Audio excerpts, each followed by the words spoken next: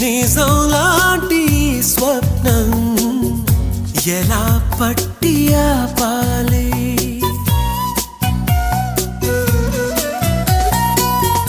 కలే అయితే